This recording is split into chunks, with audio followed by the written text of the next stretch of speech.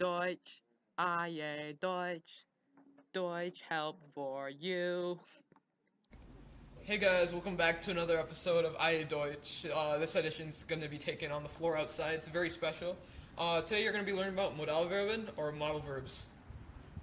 So the first modal verb that we're going to be looking at is wollen, which means to want. And like other modal verben, it doesn't conjugate the normal way. It becomes ich will, du willst, sie es will, wir wollen, ihr wollt, and sie und sie wollen.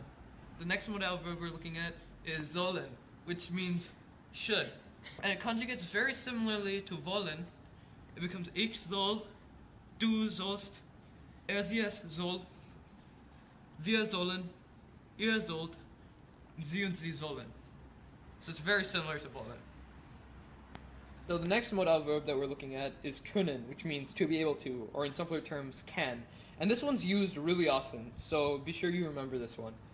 It becomes ich kann, du kannst, sie es kann, wir können, and the umlaut comes back for these three. Ihr könnt and sie und sie können.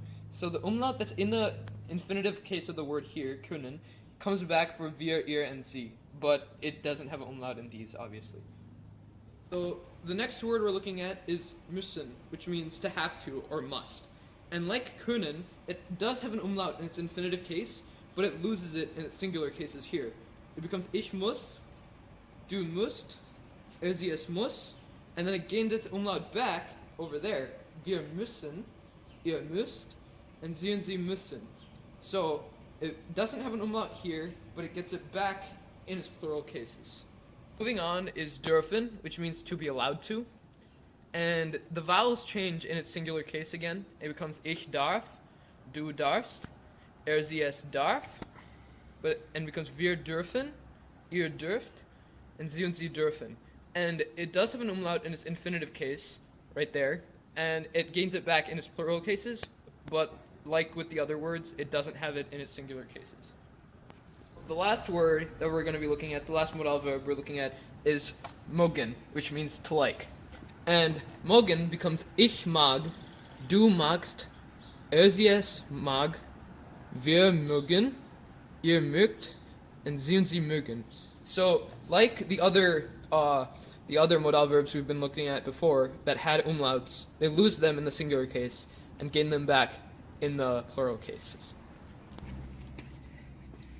Okay, let's get down to why these words are so heavily emphasized in the German language and in our syllabus at school.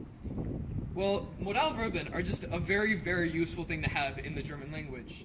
Use them in basically everything you can do. You can use it in speeches, while talking to other people in conversations, in essays, in letters, in emails, in anything.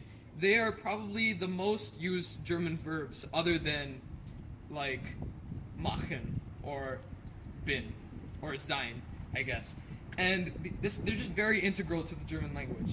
Another thing is that they can be used to modify existing verbs.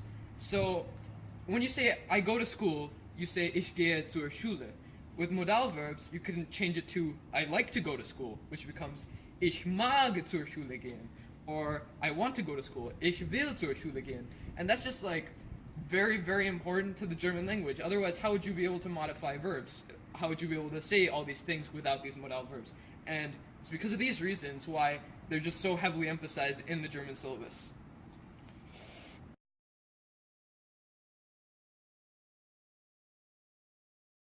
Letter Ü.